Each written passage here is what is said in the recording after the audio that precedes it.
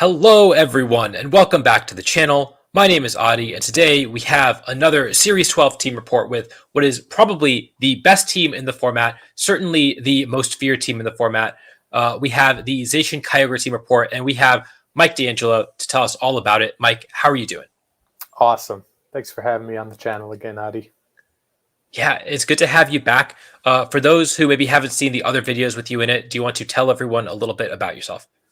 Sure. I've been playing VGC for a couple years now. Really started to get into it, start to get real competitive since like 2019. Um, I've been on Adi's channel twice so far, once with a Colossal team that I used in Series 8 and then used again in Series 11, and then with a Pelipper team that I used in Series 10. Something you'll find common between all of these team reports is that they all have the Zacian, Incineroar, Amoonguss main core to them, and so does this next team that I'm about to talk about now. So I guess those are my three most common Pokemon in my team builder right now. And I mean, I know we both played a lot of 2019, and I've said this in my team report that if you can abuse Incineroar and Mungus better than other players, then you're going to win a lot of games. And that was the format where you learned how to do that. And so, especially early format, it's good to take advantage of what you know how to do. And I mean, you've consistently found ways to do that. But I guess let's just jump into the team. So as I mentioned, it is a Zacian Kyogre team. Why did you choose to run this core? So, like I said, pretty much Zacian, Incineroar, Amoonguss was the starting point. I think I realized pretty much the same day as you, which might have been like the day they announced the format, that if you could bring Fire, Water, Grass, and both your restricteds, and the right supports, then you just had a really good day one team. So I picked Kyogre. It was the water type restricted with the best stats. So that was like the first four. Tornadus was the natural fit because it was a support. It had speed control. Hurricane synergized well with your rain. Tornogre is a brand, so they just go together. And then from there, the sixth slot kind of jumped around a lot. A lot of the early teams had Regieleki on it. I ran that for a little while. It was okay. I liked it sometimes. And then I found a couple matchups were getting rough as people figured out how to adapt to like these day zero Tornogre teams. You just put a Gastrodon on your team and this stuff couldn't really just touch it at all. Some Venusaur Groudon teams were troublesome if they knew the matchup and they knew how to play around you. They were starting to get troublesome. So I went to Zapdos as like the next best electric, I thought. Ground immunity. You got electric and flying coverage to help hit the Venusaurs. You could hit the Gastrodons for neutral coverage. And then the fourth move, I honestly didn't really care about. I put Weather Ball because it was nice to hit Groudons in rain, Incineroars in rain. I don't think I ever clicked that button. I don't think I really ever clicked it on ladder either. Paul Ruiz had Heat Wave. Maybe Heat Wave was better. I don't know. Yeah, Zapdos was, I think, one of the standout performers of the tournament. I think there were a lot of Zapdos in top cut, a surprising number, given that it really wasn't present in the previous week. And of course, I guess I forgot to mention that you got top 8 in the Victory Road Series 12 challenge that had over 500 players. So a really, really impressive performance. And yeah, like I mentioned, Zapdos was really, really common in that top cut, especially on these Kyogre teams. And I think you were one of the early adopters of it because I know we played a practice set before my USPA run where you were running Zapdos. So did you make any changes over the last week looking at the results of the other tournaments that had been filled, or were these 6 Pokemon and these sets just like always the play for you? So these 6 was what I started taking real seriously. I'd say, yeah, I debuted this team against you in a Team New York versus Team Sweden friendly for our USPA warm up. And Hmm. right, I had Zapdos on that all the way back. That was a week or two ago. So it stuck out really nicely to me, and I felt that once I started to see how the game plans went with it, I didn't really feel I had to go back to anything else. This was solid to start with, and for the first couple of weeks, I could get away with it. Yeah, makes sense. And so I guess jumping into the individual Pokemon and the movesets, do you want to, I guess, starting with Zacian, because that's obviously the best Pokemon in the format. I think most people would agree, at least the best restricted. And there's a few different moves that you could run on it. In particular, you dropped Substitute in order to run 3 attacks. Why did you choose to do that? So a lot of the bones of this team are remnants of just whatever I was running the last in Series 11, right? So I took a lot of these parts right off my Colossal team, my Colossal Zacian team. Um, 3 attack Zacian was just one of them. I found later in that format, there are a lot of just weird dragon types, things that you want to hit neutral that are not going to Dynamax. So things like Support Thunderous was really popular toward the end of Series 11, and I like to have a good way to hit that. So between Fake Out and Play Rough, you had a decent role to just one-shot those, and that changes a lot of the momentum of the game if you could pick that up. Things like Palkia are much more popular now than they ever were. Kyurem is rising in popularity. So I just felt like if Play Rough worked then, there's probably more reasons to use it now. So I just stuck with it. Every time I clicked Substitute when I was running Substitute, I always felt like I got called out. You know, Hmm. like if you get a free I Substitute, you could just flat out win games. But otherwise, it's pretty even trade. Yeah, and I mean, I thought Substitute was really really strong on Zacian on obviously a different team, but I ended up dropping Play Rough after testing it because Sacred Sword was so essential. You just need to hit those like Steel Spikers. I guess your team might be weak to Dialga if you didn't run it, for Mm-hmm. example, or Ferrothorn because you didn't run Heat Wave on Zapdos, and so it's really hard to drop Sacred Sword on a team like this. And so you just really have to decide between Play Rough and Substitute. And you correctly called that. Like Palkia won this tournament. It was go moving up in usage and having a better matchup against that seems like it's a really good call at this time in the metagame. Mm-hmm. Yeah, like you said, Sacred Sword is absolutely essential here. And yeah, Dialga, it's just going to click Steel Spike 3 times, and you have to figure out what to do after that. Ferrothorn, also, there was a lot of Ferrothorn in this tournament. I played a lot during my tournament run, so I'm glad I had it. Hmm. And can you tell us what the EV spread on your station does? Sure.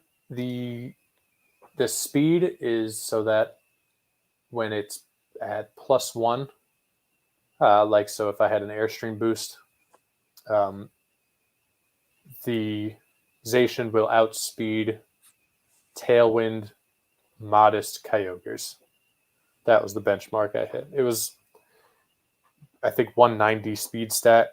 I didn't want to go too slow because I liked being faster sometimes. I didn't feel like I had to be faster always. I wanted a really bulky set, and I wanted the adamant nature with some investment. So I had to compromise on the speed stat, and that's just where I landed. Sort of middle of the speed tiers, I felt. So you're gonna be faster than the really slow ones, but you're gonna be slower than like jolly ones, and I was okay with that.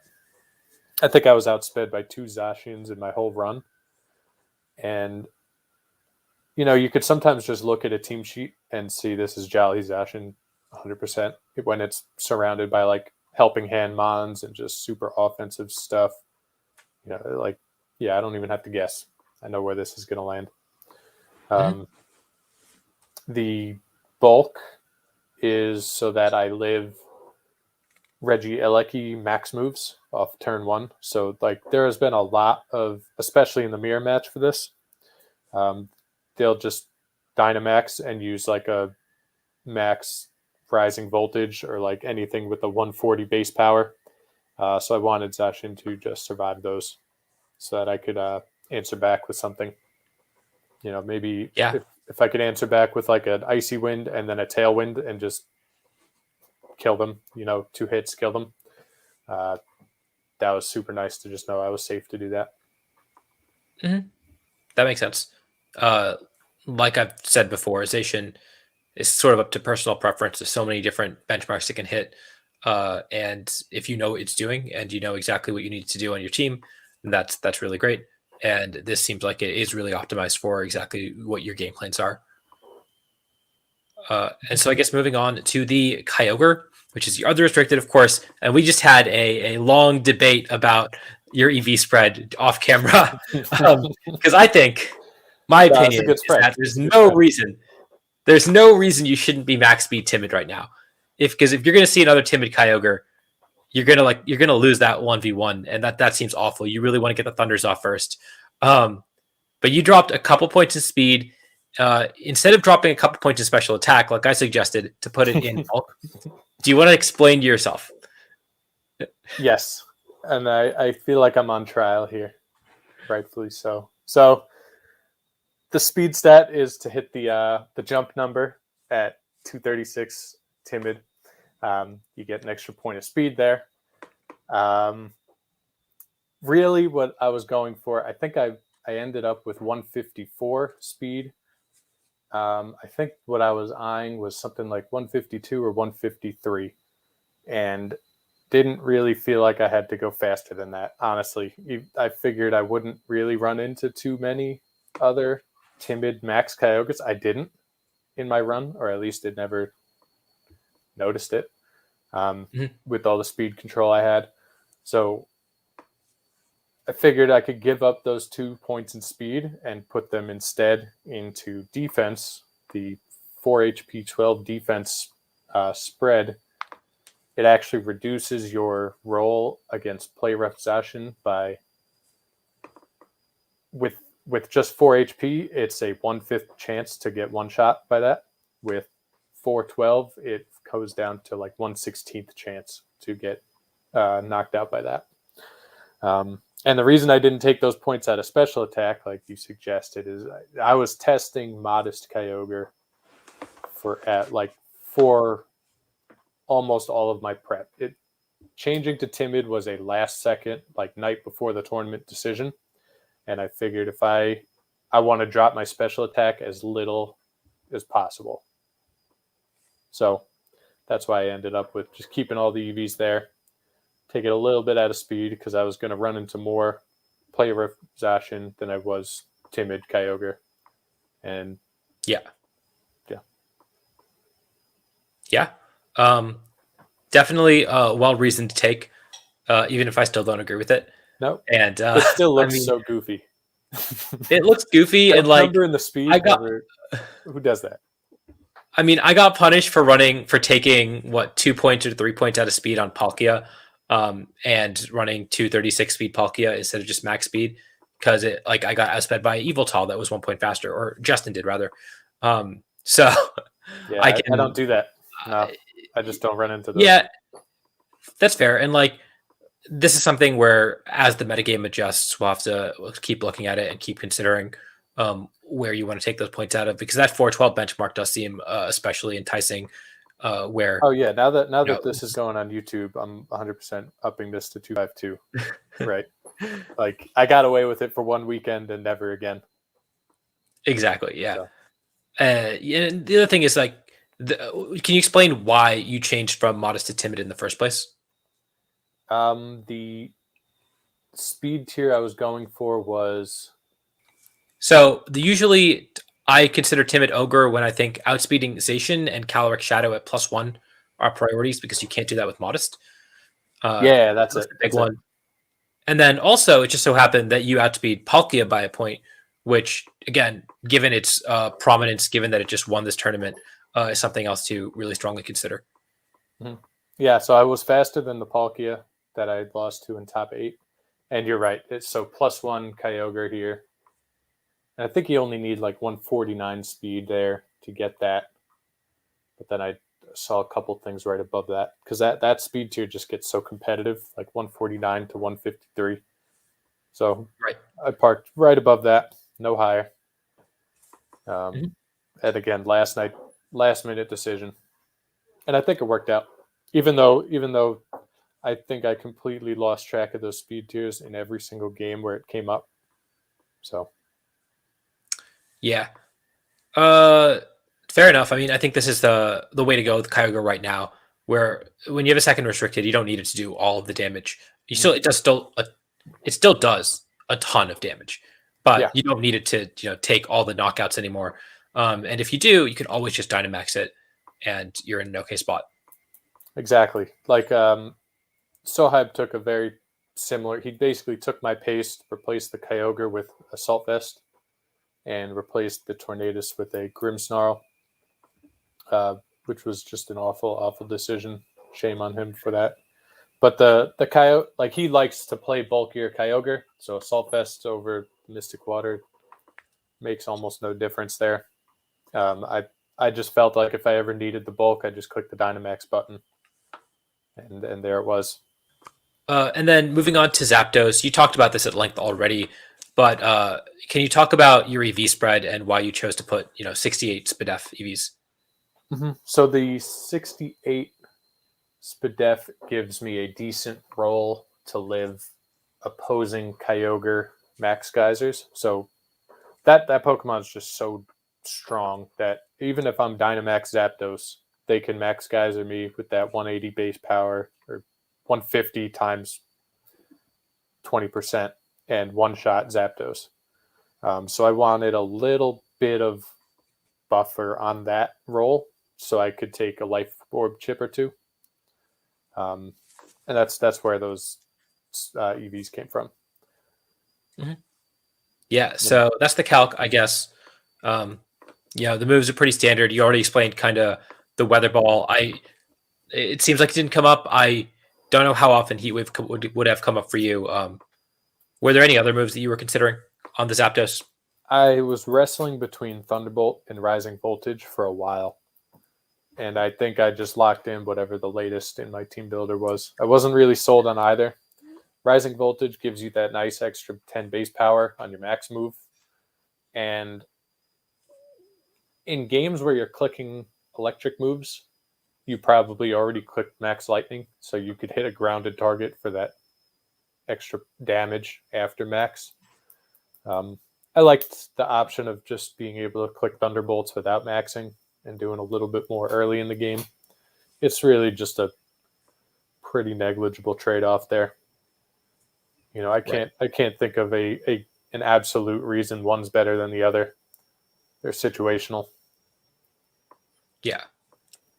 I mean, Zapdos is Dynamaxing most of the time you're bringing it, I assume. Exactly. So, yeah. And it's probably not lasting too much longer than that either. It's not too bulky. But I picked also Zapdos over something like Thundurus, which could do a very similar role with electric flying coverage and a Life Orb set. But I just felt like Zapdos had the better stats where I needed it in this. And so, I guess, moving on, we have the Incineroar and the Amoonguss. Once again, two staples on any Mike team, really. And honestly, my teams, too, to be fair. And you chose to run... I guess the Amoonguss is just like pretty straightforward, except you chose to run Giga Drain on it instead of another attacking move. Can you explain that? And also maybe, even though Koba Berry is pretty standard, why you chose Koba Berry on that Pokemon? So like I said, a lot of the bones were from a previous Series 11 team. These two were literally just copy-paste spreads, copy-paste Pokemon entirely. I do not remember what Koba Berry is there for, really, what exact calc it hits. Amoonguss takes a lot of flying moves. Every max flying move that goes into it, it basically takes half from, and it's just huge for its longevity. Giga Drain is because I wanted some way to hit Gastrodons with it. I felt like no grass move on this type of Tornogre team was just asking to get 4-0'd by a Gastrodon, which is just so lame, and I didn't want to see that happen to me. Giga Drain over Energy Ball or Grass Knot. Again, take it or leave it. They're all kind of the same button there, doing the same thing. This was the first time I ever Dynamax candied my Amoonguss, though, because I thought there was a chance that I could click Dynamax on this thing. I think I did it against Sohaib in one practice game, but I wasn't taking the chance. But I ran this thing in all of Series 11, Series 8 with no Dynamax candies on it. I just never cared to do it. Wow. I've definitely Dynamaxed my Amoonguss before. Yeah. Usually when I have Max Ooze on it, because I want to give something else a special attack boost. But, it comes up sometimes. And then, of course, the Incineroar is the other part of that duo. And do you know why you chose to run the EV spread you did? I feel like most EV spreads are just copied and pasted when it comes to Incineroar. Yeah, Incineroar, again, it was week 1 of the format. I took what worked last time. And again, Series 11 is not too different than this. A lot of the same big Pokemon, clicking the same big buttons. And, if a couple months ago Mike came up with this spread, I'll trust him and I'll just run it. Seems like a good guy. Yeah. Shukaberry, I like to be able to feel safe with my Incineroar in front of Groudons, so I could get switch in with an Intimidate or get a Parting Shot and get out. A lot of those annoying dragons have Earth Power and would otherwise just destroy you. So getting a Parting Shot on those, like Dialga, is rough. And if you leave it at its full attack stat, or special attack stat, it's going to kill you. So Parting Shot on those, that's nice. But again, I was running Shukaberry back in Series 11. I brought it to the Desafio finals. I just started feeling comfortable with Incineroar Amoonguss in this way. So, did you ever miss something like safety goggles on it? No, I don't think goggles Incineroar. Maybe I'm the lone wolf on this one, but I don't think goggles Incineroar is really that good in this format because in my top 8 set, the two games where I had trouble, he just led Palkia Amoonguss.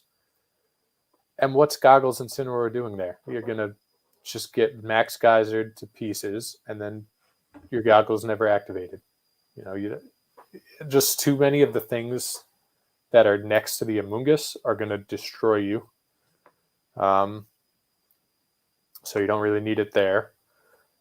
Venusaur is less of a threat for this team than I think a lot of others, since you have 2 max Hurricanes available. You have Kyogre to switch in to get rid of its sun. Behemoth Blade obviously one-shots it unless it's Sash. So I felt like I could get away without goggles here. That's reasonable. I was a little worried looking at the pace that you might be weak to Amoonguss, just because when I was running, again, a somewhat similar team, I had Substitutionization, which is great into Amoonguss, and then Safety Goggles Incineroar, and that's a great way to leave the Amoonguss on field and say it's not doing anything. But it seems like your team with 2 flying types is more focused on just getting rid of it as soon as possible. Mm-hmm. Yeah, and that's the goal. And I don't think Goggles Incineroar would really help me do that. They would just target the other thing. I'd probably have Rain up, so I couldn't Flare Blitz it. Just Goggles wasn't really answering the problems. Amoonguss is probably one of the problems for this team, despite all of that. But I just don't think Goggles Incin is what I would do to fix that. Yeah, makes sense. And then, of course, last but not least, we have the standard Kyogre partner. We have Tornadus. Can you tell me about why you chose to run the Focus Sash set, as well as your flex move being Icy Wind? Sure. Focus Sash, plain and simple, it was available. And I felt if it's free and I could put all my EVs in special attack and speed, I'd get the most value out of it. I ran into a lot of weird looking Tornadus during this tournament. Now, probably take a look at those at some point in the next couple of weeks, but I think 2 utility umbrella Tornadus. One of them I missed with I missed a Thunder on in rain. One of them was incredibly bulky. It tanked my Zacian Behemoth Blade from like 80%. It lived that. I think it needed to be max bold to live that. Yeah, just weird stuff going on. There's weird stuff out there. Stay safe, guys. Yeah. Stay dry. Utility umbrella, it kind of a weird item. It has some really weird mechanics, and that is something that you can take advantage of, even in open team sheet. If your opponent doesn't have some knowledge about what your items do, that's just definitely a bonus for you. And maybe part of the reason why people are running it is because people aren't familiar with it yet. Yeah, and like the utility umbrella set is cool, but he had all his EVs not in speed, which meant my icy winds, my tailwinds went first. I think he had taunt, but it doesn't matter because I go first, right? So what does taunt do in there? Right. So I liked having the max speed on the Tornadus for things like that. For the mirror where they decide not to go max, and then icy wind. You asked about that. That's again a mirror tech mostly. I tested Dark Pulse a little bit. I tested Taunt a little bit. But Icy Wind felt the best in the mirror match, where a lot of times I feel like the mirror, any Tailwind offense mirror like this, is decided by whoever is able to click Tailwind second, pretty much. Whoever can keep their burst of offense going the longest. Even if by a turn, that's all it takes to take a game. To get like a Kyogre Water Spout with speed control with no answers is enough to win a lot of those games. So to click Icy Wind for a lot of the early game and protect and just keep it safe so that your Tailwind goes up at the last possible turn that you can get away with it, and still get the value out of it, like that's so key for winning those mirrors. Right. And so on that note, can you tell me about how you approach some common matchups that you had maybe prepared for? Ooh, maybe. Let me see. So the Venudan matchup was one that I guess I more theoretically kind of approached. I just realized that the Zapdos with Weather Ball Hurricane was showing up to most of those matchups. The problem with that I think I need to patch going forward is just that a lot of good Venudan teams have a Thunderous now. And Thunderous is not... I don't really like leading Zapdos into Thunderous, into like offensive Thunderous, because they're just faster. They click their Airstream first, they get their speed control first, and then it's just problems. So I just have to play a little slower. Then the next one I talk about is like the mirror match, like the Tornogre Zacian mirror match. So this is how I usually approach it. I'll lead either Zacian Zapdos with Tornogre in the back, or Zapdos Amoonguss with Tornogre in the back. And almost always the opponent's going to lead with their Alecki or their Tornadus, or both, and click like either just Dynamax, their Alecki, and click Tailwind or Icy Wind or whatever they're going to do with Tornadus. So in those matches, I try to just kill the Tornadus quickly. If I let Amoonguss try to spore it, and then target down the Alecki with like some Airstreams. But basically, I'm clicking Airstream a lot, and I'm disrupting stuff and sacrificing the other slot, the Amoonguss or the Zacian. I could let that go by like turn 2, and I don't really care. And then, like I said, once their Tornadus is dead, I bring in mine and get Tailwind up. And then Kyogre in the back will generally clean it up. And generally, the goal, again, is to just get late Kyogre and Tailwind, and let that do some work. And the other one I think worth bringing up is really any Trick Room type team.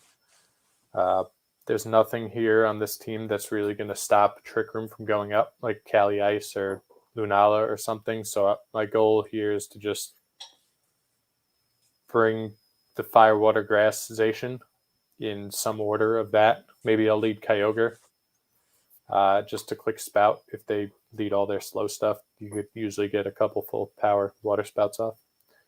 And just play slow, play defensive, max your Kyogre during their Trick Room turns. Don't let them get full momentum out of those, because pretty much nothing in Trick Room right now is getting through a Dynamax Kyogre in 3 turns. And then toward the end of their Trick Room, bring Zacian back out, and it'll be the fastest thing on the field again. So that's sort of my approach to those. Right. That is the one thing I've noticed about those kind of hard Trick Room teams, especially with Calyrex Ice, Summon Across My Duskmane, is that they really struggle with Zacian, Incin, Amoonguss, Water type. And as long as those are a common part of, the top 1 or 2 teams in the format, I think those teams are going to really struggle. But we've seen a lot of them early on. And I mean, hey, we take those wins, right? So yep. Yeah, I don't think Trick Room is I don't think people really know how to use Trick Room yet in this format. Figure it out. It's got potential. Like, people are gonna keep working on it. It's just not a team that's easy to solve day one. It's not as easy as Zacian, Incin, Amoonguss, Water type. Right. Just click buttons.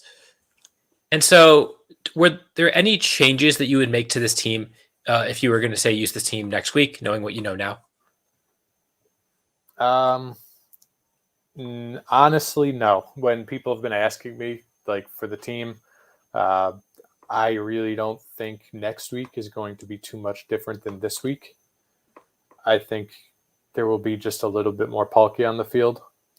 And I've said it before, and I'll say it again, and now it's going to be recorded, but I think Palkia is even matchup into this Kyogre team. Like, I think yeah, their Palkia is going to do a little bit more against your stuff, but you have a whole Zacian into their Palkia, and their Zacian doesn't really hurt your Kyogre as much.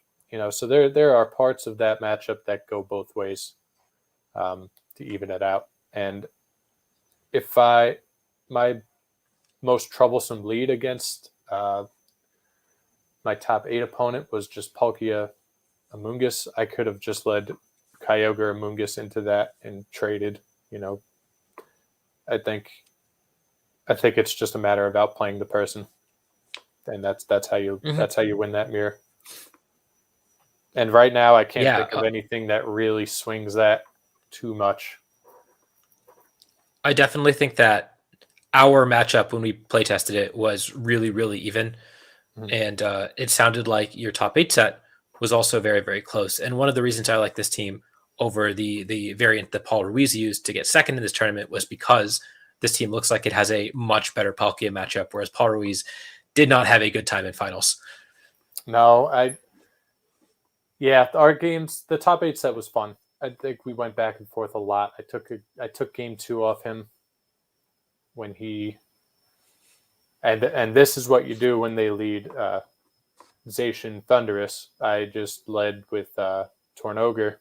I led Tornogre all 3 games, and I just clicked Tailwind Water Spout into it.